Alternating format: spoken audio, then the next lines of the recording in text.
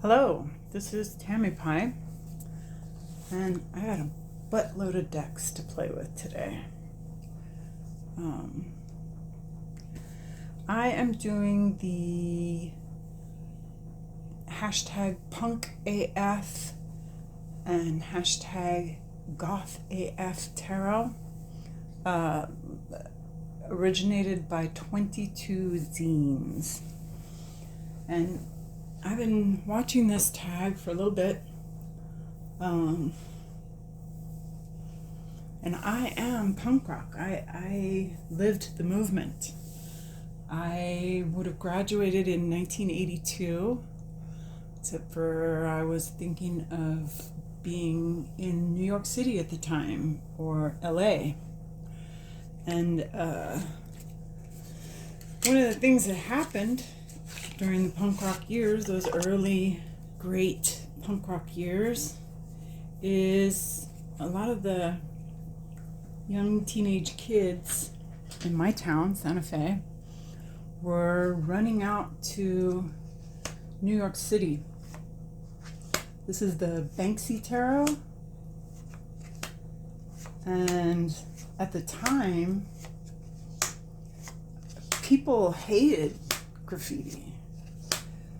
Graffiti was very subculture. It was very, people thought it was destructive. And a lot of the Banksy works are political in nature. He's talking about inequality and anarchy. So, Banksy tarot, for sure.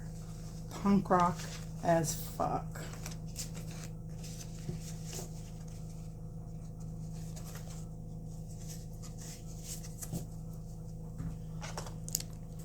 In a more modern way, this deck makes me feel very punk rock because of this is the Tarot LeBusque. It's the artwork. It looks like how people drew zines and show posters. And again, this is a deck that is approaching a little bit of political discourse. There's a couple of Donald Trump teasers in here, which far be it from me to give him any airtime, but that's punk rock. It's punk rock to fight against the rich and the inequality of what's happening right now. Or what's been happening in America for a long time, but now it's really crunchy. It's really showing. We're showing our asses, people. So, really, the first deck I thought of for this tag is this classic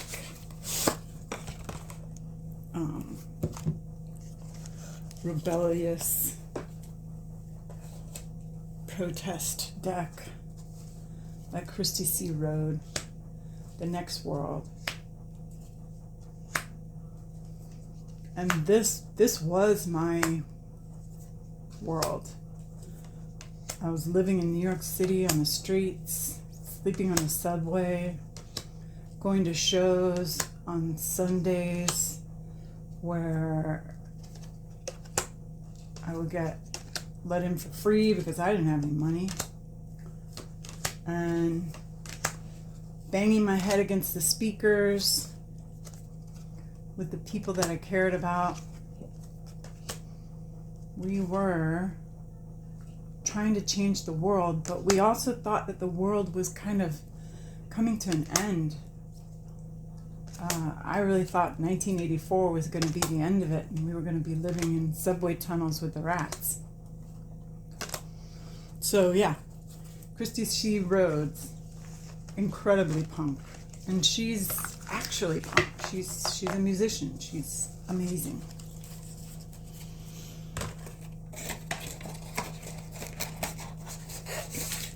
So people were kind of scared of punk rockers. They kind of didn't know what to think. It was kids out of control, right? But I thought a lot of punks had great senses of humor. They were weird people who lived on the outskirts. This is the Arcane bullshit. And this just reminds me of punk rock bands and punk rock posters. And people just kind of, because it was a very young movement. So we were all kind of trying to find ourselves. And we were just living in the weird. And things were kind of black and white. You know, it was all about anarchy. So what's more anarchist than complete bullshit? And that is what Arcane bullshit is all about. Utter nonsense. Because the world is just crazy. It's crazy. It's still crazy. It's crazier. Oh my God. So another one that makes me feel those punk rock vibes because of living on the streets in New York City is the Urban Tarot. Because this was the place. This is where I was.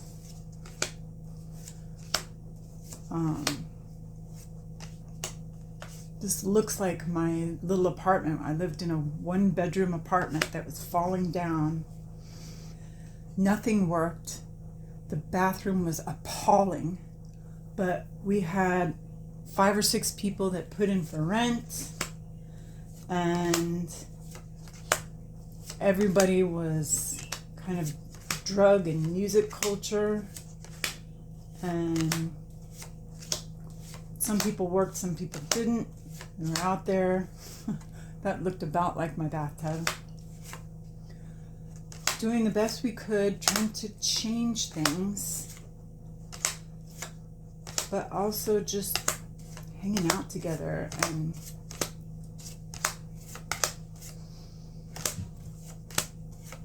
the city was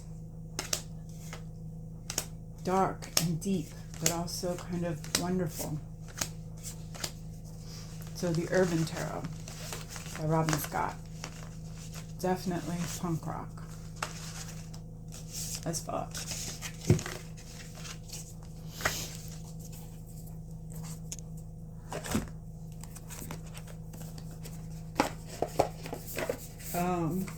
But when I first discovered Black Flag and the Dead Kennedys and X and Suicidal Tendencies, I was living in Santa Fe. So the Oracle of Initiation, wow, talk about punk rock. Punk rock was also about pain. It was about us growing up in a time where we just weren't sure there was going to be a world to grow up in. Some of these were done in the very tunnels where I listened to that music. And yeah, this is really very beautifully punk rock. It's also, there's a feeling when you're dancing to very loud beat music where you know, people would say, how can you get in that mosh pit and not be afraid, not get hurt? And people did get hurt, but we also moved together. It was not important to hurt each other. It was more important to feel each other and to kind of bounce off of each other like electrons. Oracle of Initiation by Lucia. Very punk rock. This, I remember thinking when I saw Jess Roller's work, this girl is definitely, she just is punk rock. These significator cards could have been kids at any Sunday matinee at CBGB's. People are bookish. I mean, these were definitely the kids that were there. Yeah. So this is The Strange Lenormand by Jess Roller. Punk rock deck. Someone, I believe it was Annette at Project Refined Light. Project Refined Life mentioned Frida Kahlo. Yes. Talk about a woman who moved against the norm. Someone who followed her bliss despite being in a career that didn't necessarily welcome women. She was rebellious and did new and different things.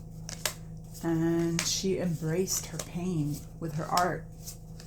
And that is incredibly punk rock.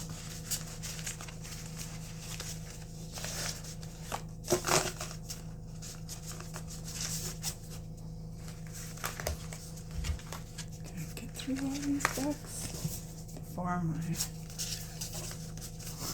computer dies? I hope I can. All right. One more punk rock deck, and then we'll move on to Goth. This Shadowlands Tarot by Bodirski. Definitely punk rock. I mean, this just has all the feeling of the punk aesthetics. I knew a guy who drew zines and posters for shows, and his art style was kind of similar. Mostly it was all black and white because we were too broke to print color, but these skulls and the line where she's punk rock. She's definitely alternative, you know. But in the sweetest, most delightful way. I loved being a punk. I loved the punk people. I loved them all. They were great. Just excellent experience in life. So let's talk about Goth. So the Goth movement happened much later. And by the time people were calling themselves Goth, I already had 2 or 3 children, and I was living off grid in Hawaii in the rainforest, trying to raise my children without TV. But I think Goth is one of the words that comes to mind is sad.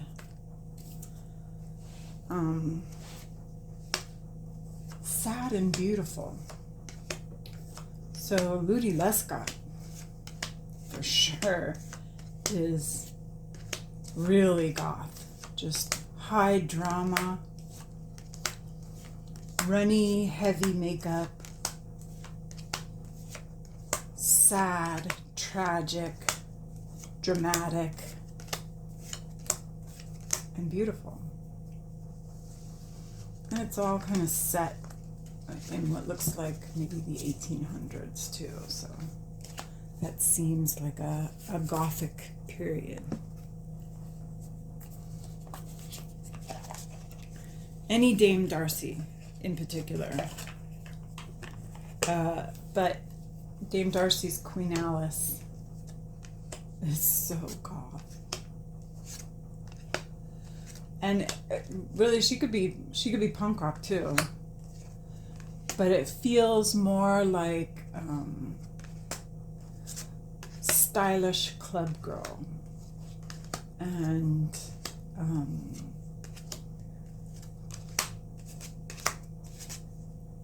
all these cards feel like a party to me. Which, if you think about Alice, it kind of was a party. It was a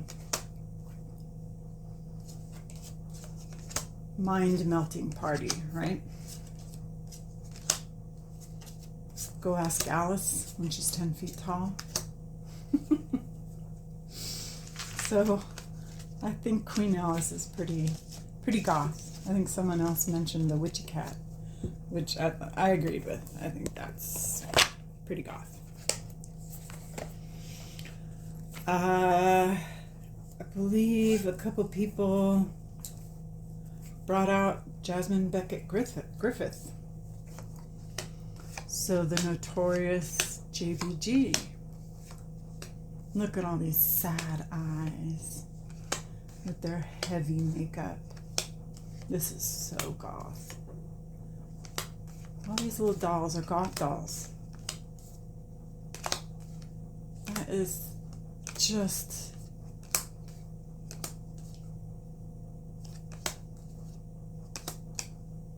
These are goth dolls. That no more explanations needed. Yes. I think I was just showing this deck in my last little video. But Oliver Hibert is way goth. If you follow him on Instagram, you would, in the encyclopedia next to goth, there's a picture of Oliver Hibert. He is ultra goth. Ultra goth. Goth. Goth. Oh, goth. In the most beautiful, exciting, hippie way. Super goth.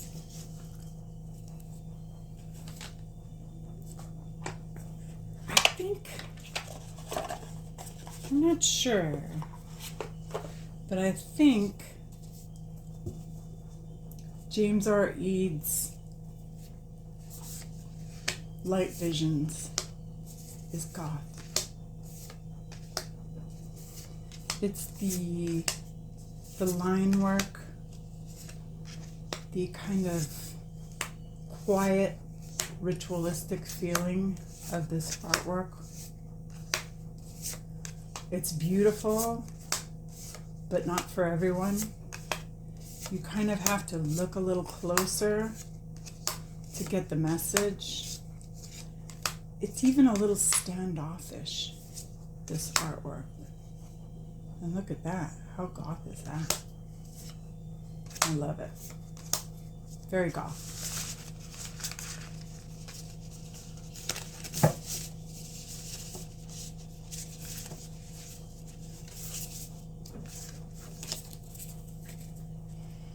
Two more. Both of them are oracles. Edward Gorey is gothic. He just is gothic. He was doing these black and white paintings, drawings at the time of gothicness. Looks like Wednesday.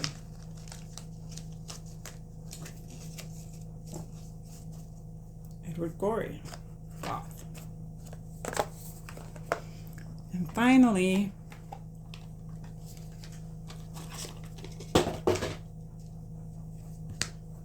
the Catland Oracle.